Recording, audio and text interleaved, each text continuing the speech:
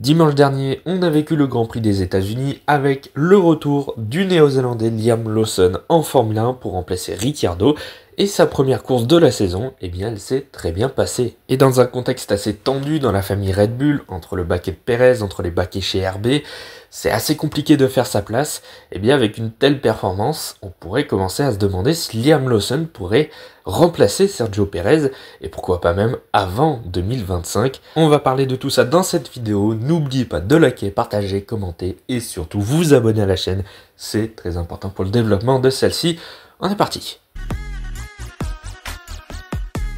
Déjà, revenons sur le Grand Prix des États-Unis de Liam Lawson qui s'est très bien déroulé et pourtant ça démarrait pas super bien puisque sur la grille de départ, Liam Lawson partait en dernière position, avant-dernière avec la pénalité de Russell.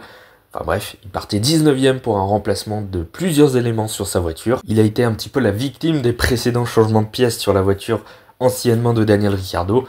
Bon bah c'est sur lui qu'est tombée la pénalité malheureusement. Donc il partait 19e sur une stratégie inversée à la plupart des pilotes. Il n'était que 5 au départ à partir en pneus hard, donc à partir le plus loin possible sur ses pneus et ensuite faire un second relais d'une vingtaine de tours sur des médiums.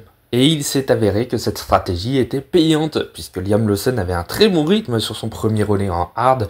Je crois qu'il s'est arrêté au tour 34 ou 35, donc il a fait quand même un bon paquet de tours sur ses pneus.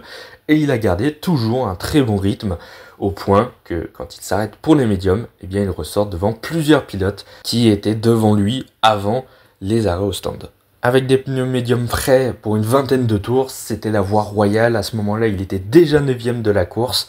Voilà, il n'y avait plus grand chose à faire, il y avait un écart avec Hülkenberg devant, il n'a pas pu revenir.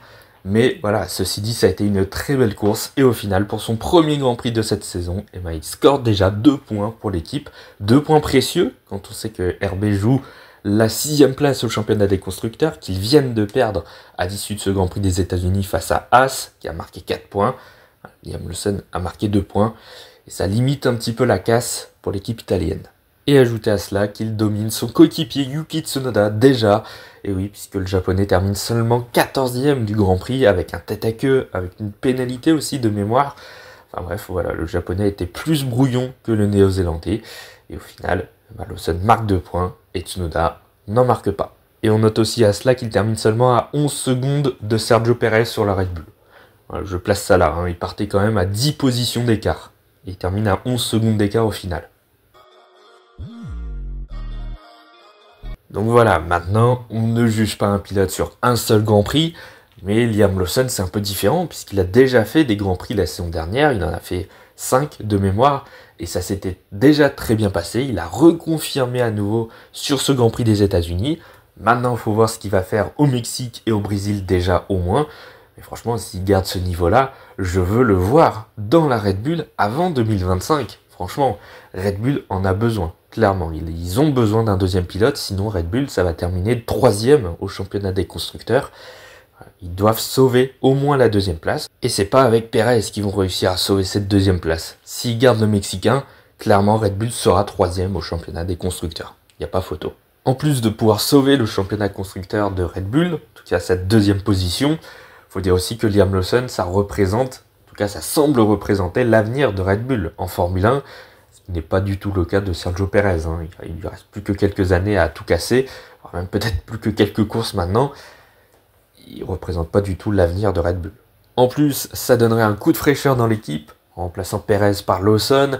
Ça permettrait aux Néo-Zélandais de tester la voiture au vu d'un placement dans l'équipe Red Bull pour 2025. Donc ça lui ferait en plus des séances de test grandeur nature avec cette Red Bull, même s'il connaît déjà la voiture, puisqu'il a roulé dedans, il était en tout cas le pilote de test pour Red Bull. Voilà, pour moi, tous les signes sont au vert pour pouvoir mettre Liam Lawson dans la voiture, dans la Red Bull, avant 2025. Maintenant, voilà, c'est pas si simple que ça, parce que dans l'équipe Red Bull, on s'entend pas du tout. Enfin, c'est vraiment compliqué entre Christian Horner et Helmut Marko. Il y en a un qui défend Sergio Pérez, c'est Horner, le team principal, et il y en a un autre qui défend Liam Lawson. Il veut absolument le mettre dans la Red Bull, mais Horner ne veut pas.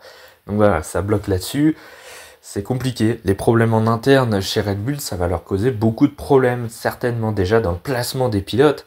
c'est vraiment compliqué. Déjà signer 2 ans Sergio Pérez, c'était complètement incompréhensible, surtout qu'ils vont peut-être, et voire même sûrement, revenir sur leur décision. Et peut-être que même en 2025, Pérez ne sera même plus là. Et puis même pour Liam Lawson, ils ont beaucoup hésité à le mettre dans la RB pour 2025, c'est toujours pas officiel, mais à un moment donné, ils hésitaient à conserver Daniel Ricciardo quand même pour la saison prochaine. Bon, heureusement, ils se sont mis un petit peu à la tête que Daniel Ricciardo ne ferait plus rien malheureusement. Donc ouais, au final, ça paraîtrait assez logique de placer Liam Lawson. Tout dépend des performances qu'il fera déjà au Mexique et au Brésil. Faudra voir ce que ça donne.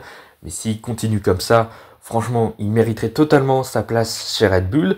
Et puis ça permettrait aussi à un autre pilote de la famille Red Bull, Isack Hadjar, actuel 2e du championnat de F2, pilote de réserve nouveau maintenant pour RB depuis la promotion de Liam Lawson. Voilà, ça permettrait aussi de redynamiser l'académie Red Bull qui en ce moment est vraiment en train de galérer, vraiment. Depuis quelques mois, on parle de Yuki Tsunoda. En plus, ces derniers temps, Honda a commencé à faire pression sur Red Bull pour placer, ou en tout cas tester Yuki Tsunoda sur une Red Bull, en vue de le promouvoir un peu plus tard, soit dans la saison, soit l'année prochaine. Sauf que maintenant, ça va devenir encore plus compliqué avec Liam Lawson qui est revenu en Formule 1 et qui performe déjà. On a entendu beaucoup de rumeurs aussi concernant Sergio Pérez qui pourrait prendre sa retraite à la fin de la saison 2024. Certains disent même après le Grand Prix du Mexique la semaine prochaine. Est-ce qu'il faut y croire réellement? Je ne sais pas. Pérez a dit qu'il sera là la saison prochaine, mais en même temps, il ne va pas dire qu'il va partir. Mais il y a moyen que le Grand Prix du Mexique, finalement, ce soit le point crucial, finalement, dans la décision de Red Bull de placer qui et qui chez Red Bull et chez RB.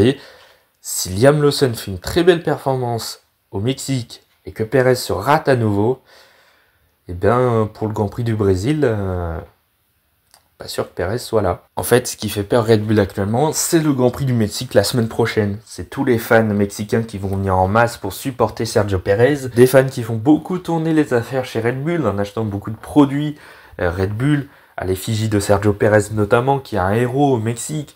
Donc forcément, ne plus avoir Sergio Pérez, eh bien, ça veut dire moins de produits vendus.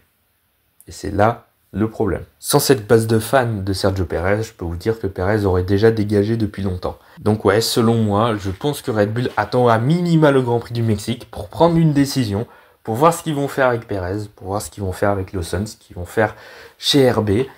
Mais voilà, je mettrai quand même une petite pièce sur un Liam Lawson, au moins chez Red Bull en 2025, peut-être même avant, à voir. Alors, tout dépend aussi des résultats du Néo-Zélandais sur les prochaines courses et des résultats aussi de Sergio Pérez sur les prochaines courses. Mais clairement, si au Mexique ça se passe bien pour Lawson et ça se passe mal pour Pérez, je peux vous dire que Lawson sera dans la Red Bull avant 2025. Il y a moyen. Certains diront que c'est un peu trop tôt pour placer Lawson chez Red Bull.